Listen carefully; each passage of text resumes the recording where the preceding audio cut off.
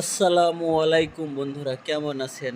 অনেক দিন পর আবারও ফিরে আসছি। এখন প্রতিনিয়ত আপনাদেরকে কন্টিনিউ ভিডিও দেব এবং এগুলা আর্নিং রিলেটেড ভিডিও হবে না। এখন আপনাদেরকে দেখাবো আমি যে কাজগুলো করি এবং ডেলি আমি মোবাইলের কাজ করি, মোবাইল সার্ভিস করি এবং মোবাইলের সমস্ত কাজ অনলাইনে ফর্ম ফিল আপ সমস্ত কাজ করি। এগুলোই এখন থেকে আপনাদেরকে এইসব ভিডিওগুলাই দেব। দেখেন আজকের একটা ভিডিওতে আমি দেখাবো, দেখেন আপনারা যারা ইউভি লাইট দিয়ে মানে গ্লাস লাগান তাদের কতটা কষ্ট হয় যখন চেঞ্জ করার টাইমে। সব গ্লাসগুলাই যে একইভাবে হয় সেটা না। দেখেন এই গ্লাসটা তুলতে আমার প্রায় 4 থেকে 5 ঘন্টা সময় লেগেছে। তবে ভিডিওটা আপনাদেরকে জোরে করে দেখিয়ে দেবো এটা কীভাবে দেখবেন। অনেক কষ্ট করে এই গ্লাসটা পুরো ক্লিন করতে আমার অনেক টাইম লেগেছে। সমস্ত গ্লাস পরিষ্কার হয়ে যাওয়ার পরে আপনারা সুন্দরভাবে পরিষ্কার করবেন। আর হ্যাঁ, আপনারা যারা নতুন মোবাইলের দোকান করেছেন এবং ইউভি গ্লাস কীভাবে লাগাতে হয় আপনারা যারা জানেন না, ভিডিওটা সম্পূর্ণ দেখুন। আপনাদেরকে একদম ভালোভাবে একদম বলে দেবো যে সরলভাবে কীভাবে আপনারা লাগাবেন। সর্বপ্রথম আপনারা ডিসপ্লেটাকে ফুল পরিষ্কার করে নেবেন। ইউভি গ্লাসটা তুলে দেখেন আমি যেভাবে পরিষ্কার করছি সেম সেভাবে আপনারাও পরিষ্কার করে নেবেন।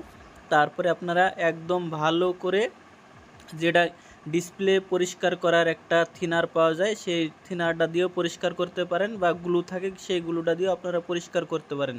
পরিষ্কার করে নেওয়ার পরে দেখেন একটা আমি টেপ মারবো। এই টেপটা আপনারা যদি না পান তাহলে ওই টেপটা কোনো আউটসাইড দোকান থেকে কিনে নেবেন। দেখেন আমি পরিষ্কার করছি। পরিষ্কার সম্পূর্ণ হয়ে যাওয়ার পরে আপনারা যে কাজটা করবেন যেখানে এই টেপটা আপনারা মারবেন, এই টেপটা একদম ভালোভাবে যে জায়গাগুলো নিয়ে সাধারণত যেখানে গ্লু ঢুকে গেলে আর কাজ করবে না, যেটা হিট হয়ে গেলে শক্ত হয়ে যাবে সেটা আর কাজ করবে না, সেই জায়গাগুলো নিয়ে আপনারা সমস্ত একদম কভার করে টেপ মারবেন। টেপ মারার পরে আপনারা গ্লুটা উপরে ঢালবেন। গ্লুটা উপরে ঢালার পরে গ্লাসটাকে সুন্দরভাবে একদম ভালো করে বসাবেন, না হলে ভিতরে বাবল থেকে যায়, যেগুলা হাওয়া থেকে যায় সেগুলো আপনাদেরকে বের করতে কষ্ট হবে। আর হ্যাঁ, ভালো করে গ্লাসটা আগে বসিয়ে নেবেন। গ্লাসটা বসিয়ে নেওয়ার পরে আপনাদের যদি গ্লাসের ভিতরে হাওয়া থাকে হালকা গ্লাসটাকে চেড়ে বা পেছন দিকে করে হালকা চাড়লে আপনাদের ওই সম্পূর্ণ হাওয়াটা বেরিয়ে যাবে। বেরিয়ে যাওয়ার পরেই আপনারা যে লাইট আছে সেই লাইটটা বসাবেন, না হলে আপনাদের যদি হাওয়া থেকে যায় তাহলে ডিসপ্লেটা দেখতে খারাপ লাগবে। যখন লাইটটা অফ থাকবে তখন দেখতে খারাপ লাগবে, কিন্তু লাইট যখন জ্বলবে তখন দেখতে কোনো সমস্যা হবে না। তাই আপনারা সমস্ত হাওয়া বের করে নেওয়ার পরেই আপনারা ইউভি লাইটটা বসাবেন। দেখেন আমি সমস্ত ভিডিওতে দেখিয়েছি আপনারা কীভাবে বসাবেন। গ্লাসটাতে দেখেন হাওয়াটাও আমি বের করে দেখাবো যে কীভাবে আপনারা হাওয়াটা বের করবেন। দেখেন আমি গ্লাসটা ফিটিং করছি।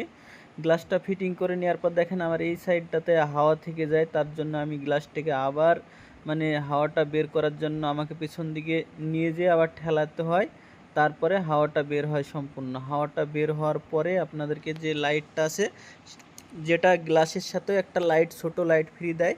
আপনাদের যদি ছোট লাইটে যদি সেরকম না হয় আপনারা নিজে থেকেও বানিয়ে নিতে পারেন 4-5টা লাইট একসাথে করে।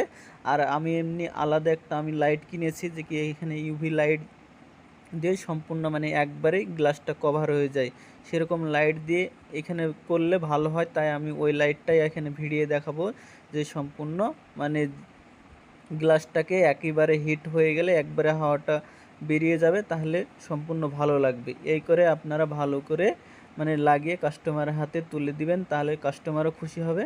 আর অবশ্যই আপনারা কমেন্ট করবেন যে কি এই ইউভি গ্লাস লাগিয়ে কত টাকা নেন কাস্টমারের কাছ থেকে।